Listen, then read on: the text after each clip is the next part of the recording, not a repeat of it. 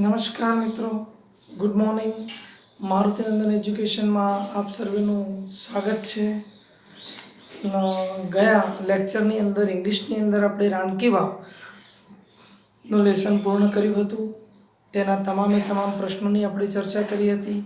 એવી આશા રાખું કે 2 દિવસની અંદર એ પ્રશ્નો તમે સંપૂર્ણ તૈયાર કરી લીધા હશે.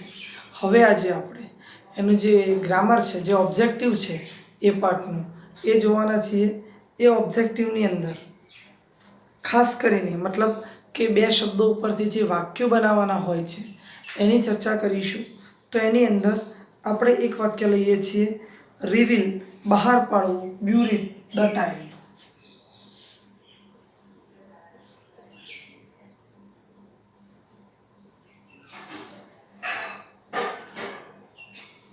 રિવીલ અને બ્યુરિડ આ 2 શબ્દો આપેલા છે. આ 2 શબ્દોનો ઉપયોગ આપણે વાક્યની અંદર કરવાનો છે. ખાસ કોન્સન્ટ્રેશન એ રાખવું પડશે સૌથી પહેલું કે આપણને આ બંને શબ્દોનો મિનિંગ્સ ખબર હોવી જોઈએ.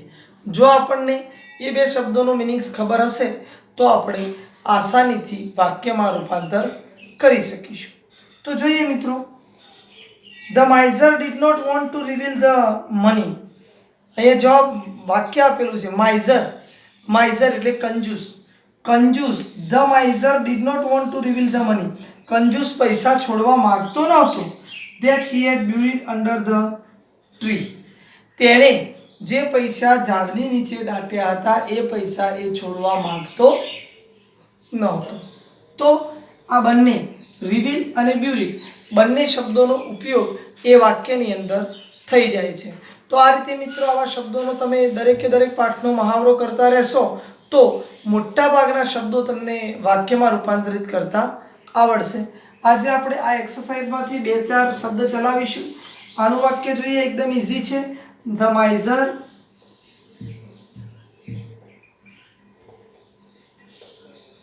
did not want to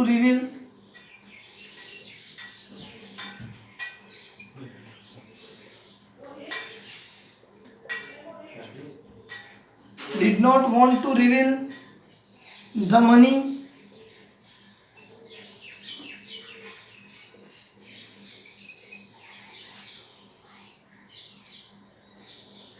That he had buried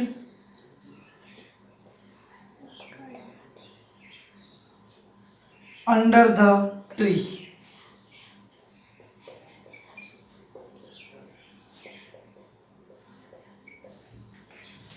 તો આ પ્રમાણે મિત્રો કોઈ પણ સેન્ટેન્સ હોય તો એની અંદર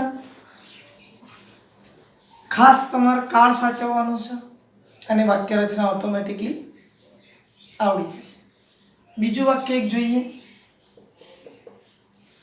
તો બીજા વાક્યની અંદર છે ડેડિકેટ સમર્પિત કરવું, મેગ્નિફિસન્ટ એટલે ભવ્ય. ડેડિકેટ સમર્પિત કરવું,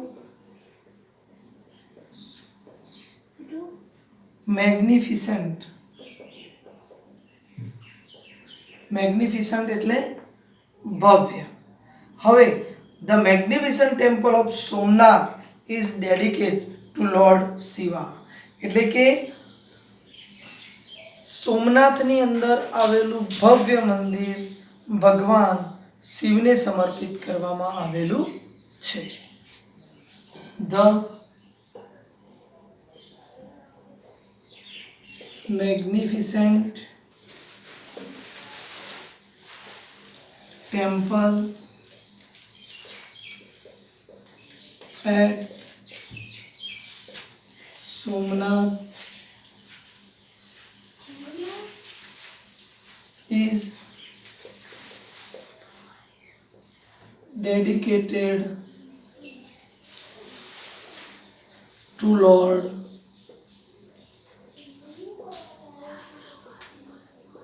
Shiva.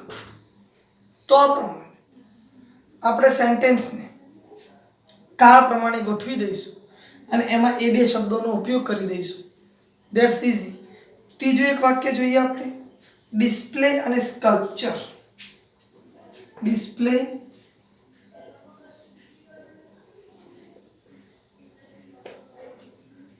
અને બીજું છે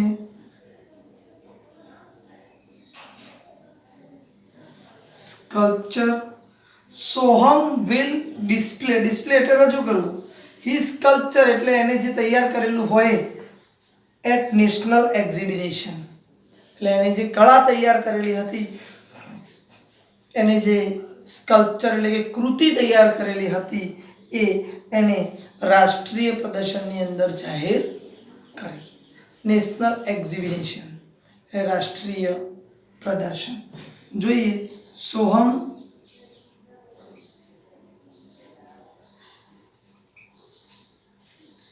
will display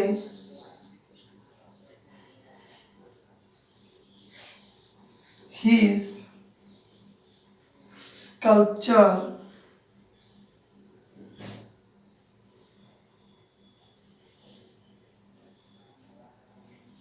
at a national exhibition.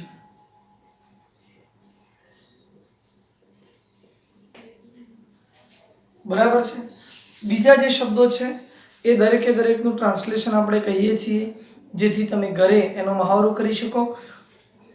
આ 3 સેન્ટેન્સ નોટ ડાઉન કરી લેશો.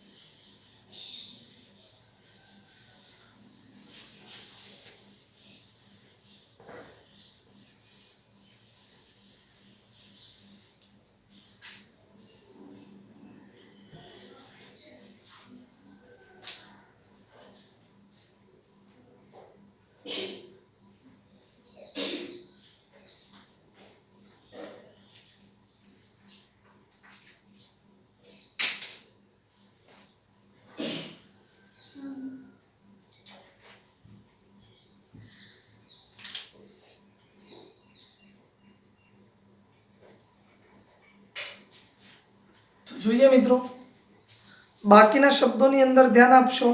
ટુ ફેસ સામનો કરવો. સ્કેર્સિટી એટલે અછત. 10th નંબરનું વાક્ય તમારે બનાવવાનું છે. ફોકસ ધ્યાન કેન્દ્રિત કરવું. એક્સપ્રેશન એટલે રજૂઆત 11 નંબરનું વાક્ય છે. 12 નંબરનું વાક્ય છે સિગ્નિફિકન્ટ જરૂરિયાત. પ્રોજેક્ટ એટલે કોઈ પણ કાર્ય. ત્યારબાદ માસ્ટરપીસ એટલે કે એવી રચના બીજી કોઈ જગ્યાએ હોય નહીં એને આપણે માસ્ટરપીસ કહીએ. કંઈ એક જ વસ્તુ હોય સૌથી સારામાં સારી. એક્ઝામ્પલ એટલે ઉદાહરણ.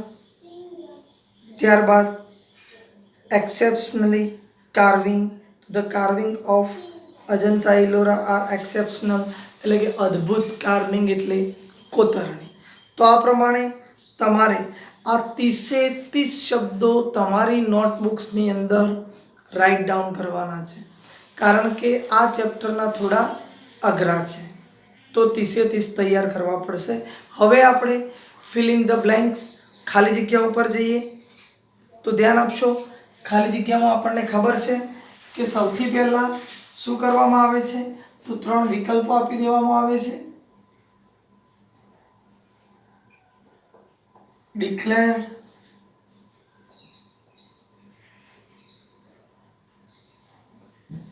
approval, એપ્રુવ્ડ હશે અને ત્રીજો છે exceptional.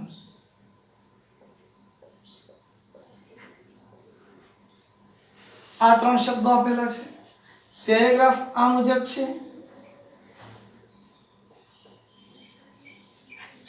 Rani ki Vav is an ખાલી જગ્યા site on the world heritage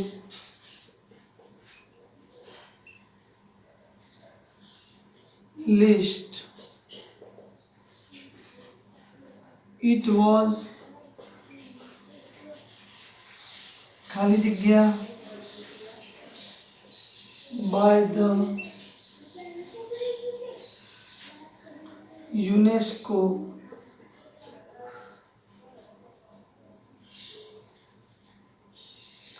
at the World Heritage Committee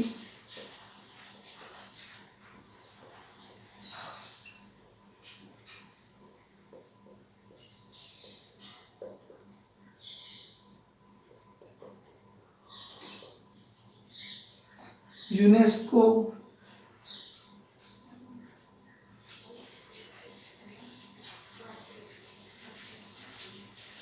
has recognized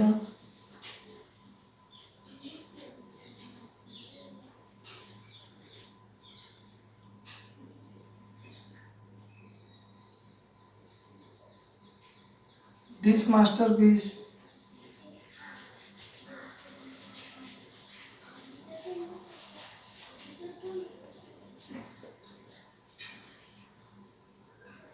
as an ખાલી જગ્યા example of water management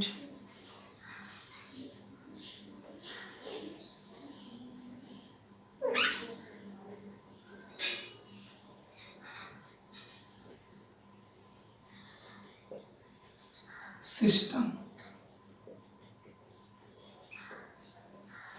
આ પ્રમાણે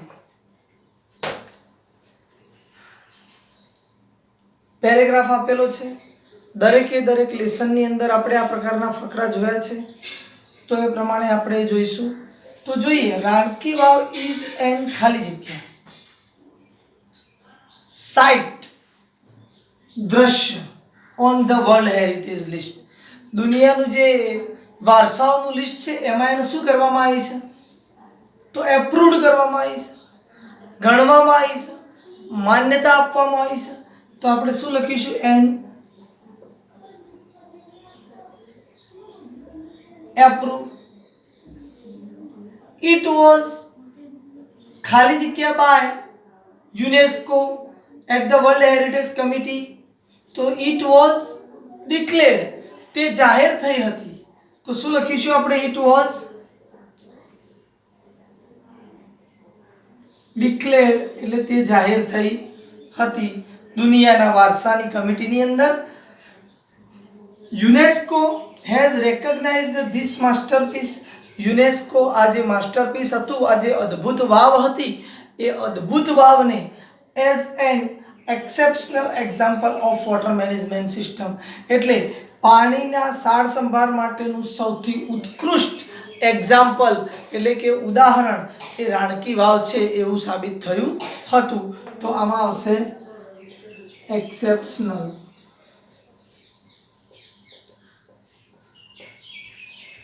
તો આ રીતે મિત્રો પહેલી બ્લેન્ક્સની અંદર અપ્રૂવ્ડ, ડિક્લેર્ડ અને એક્સેપ્શનલ જવાબ તમારે લખવાના રહેશે. પરીક્ષાની અંદર 3 માર્ક્સનું પૂછાશે. આપણે 2-3 ફકરા જોઈએ છીએ, પણ આ પ્રમાણે જેટલા બી ફકરા આપ્યા હોય એટલા એકવાર તમારે મેમરાઇઝ કરી લેવા પડશે, તો સરળતાથી એ ક્યારે ભૂલાશે નહીં. જોઈએ આપણે સેકન્ડ પેરેગ્રાફની ચર્ચા કરીએ.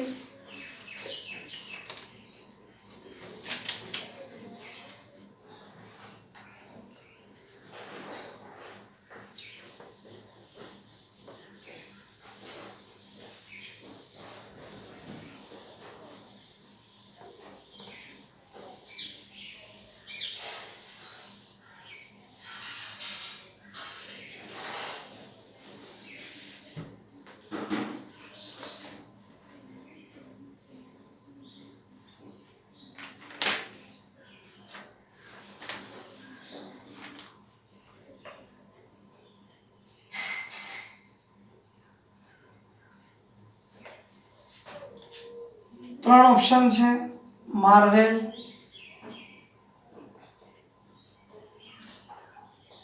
Exceptional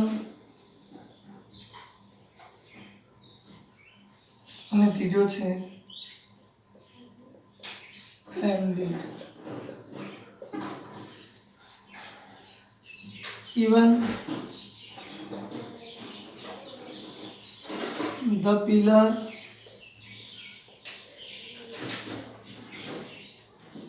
of the wow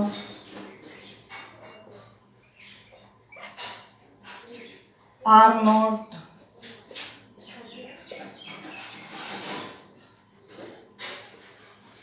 and ખાલી જગ્યા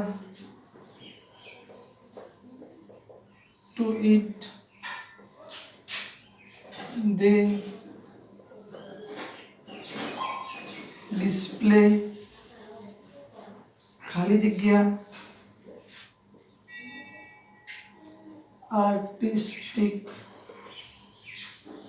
ખાલી જગ્યા on stone.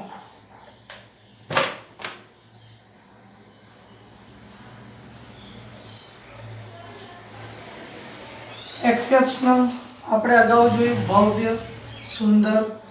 માર્વેલ એટલે કે ઉત્કૃષ્ટ અને સ્પ્લેન્ડિડ એટલે આનંદ આપનારું.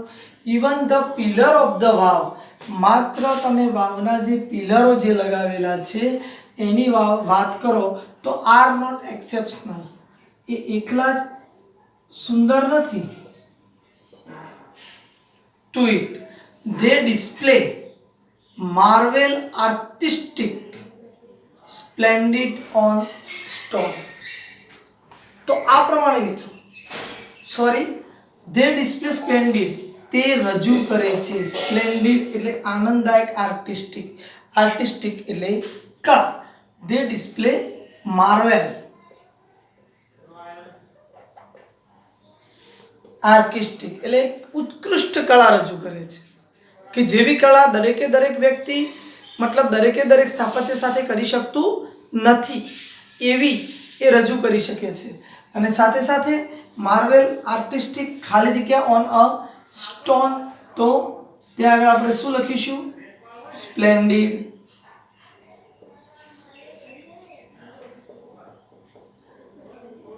On the stone. તો આ પ્રમાણે કોઈ પણ પેરેગ્રાફ પૂછાશે તો આપણે એના જવાબ લખી લઈશું. થર્ડ એક પેરેગ્રાફ ચલાવી દઈએ આપણે, બાકીના તમે તમારી જાતે રિવાઇઝ કરી લેજો.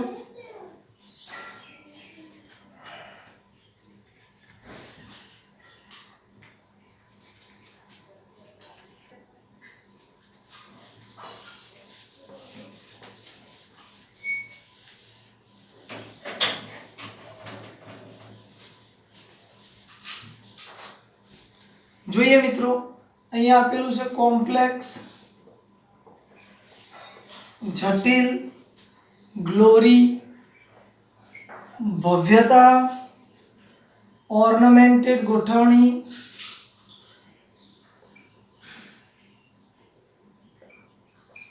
જેમ આપણે ઘરેણા હોય છે એને ઓર્નામેન્ટ કહીએ છીએ એ પ્રમાણે આની ભવ્યતાની ચર્ચા કરવામાં આવી છે. અહીંયા ફકરો એ પ્રમાણે છે, ઇટ સિંગ્સ ત્યાં ગવાય છે, ધ ખાલી જગ્યા ગવાય છે, of the development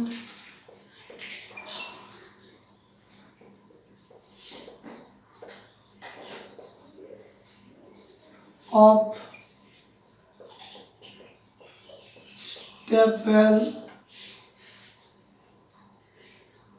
in India. This wow is a large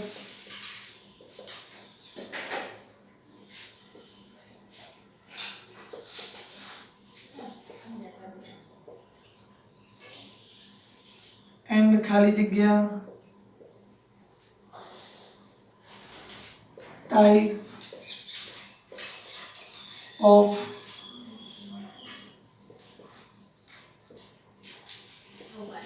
stepwell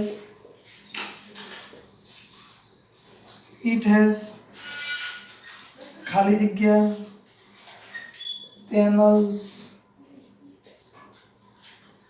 of sculpture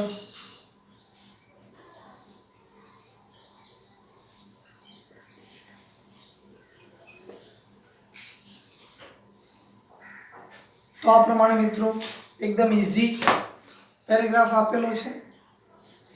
glory ભવ્યતા, કોમ્પ્લેક્સ એટલે જટિલ, ઓર્નામેન્ટેડ એટલે કીધું ઘરેણાથી સજ્જ. ઇટ સીમ ધ ખાલી જગ્યા, તો ધ ગ્લોરી ત્યાં ગવાણી છે ભવ્યતા. શું ગવાણું છે? ભવ્યતા. Of the development of stepwell in India એટલે કે ભારતની અંદર સ્ટેપવેલ એટલે વાવની ભવ્યતા ગવાઈ છે. એન્ડ કોમ્પ્લેક્સ લાર્જ અને પણ કેવું ધીસ વાવ ઇઝ લાર્જ, આ વાવ મોટી છે અને કેવી છે? જટિલ પણ છે. એટલે એના માટે કયો શબ્દ મૂકેલો છે? Complex type of stepwell. આ વાવ મોટી છે અને જટિલ પણ છે. ઇટ હેઝ ખાલી જગ્યા પેનલ ઓફ સ્કલ્પચર, તો ઇટ હેઝ ઓર્નામેન્ટેડ કે એની એ પ્રમાણેની ગોઠવણી કરવામાં આવી છે, પેનલ બનાવવામાં આવી છે ઓફ ધ સ્કલ્પચર એટલે કે સ્થાપત્યની જુદી જુદી પેનલો ઓર્નામેન્ટેડ એટલે કે એની ગોઠવણી કરવામાં આવેલી છે. તો મિત્રો આજે આપણે આના 3 પેરેગ્રાફ ચલાવ્યા, બરાબર. આવતીકાલથી આપણે આપણો લેસન આગળ ચલાવવાના છીએ. તો ખાસ દરેક વિદ્યાર્થીએ એના સ્પેલિંગ્સ તૈયાર કરવાના રહેશે. ધ નાઇટ ટ્રેન એટ દિયોલી, તો અડધા સ્પેલિંગ કાલે તૈયાર કરી દેજો, જેથી આપણે આવતીકાલે ઇંગ્લિશનું એટલું ચેપ્ટર ચલાવીશું. 2 થી 3 દિવસની અંદર આપણે એ પાઠ પૂર્ણ કરીશું. Okay, thank you.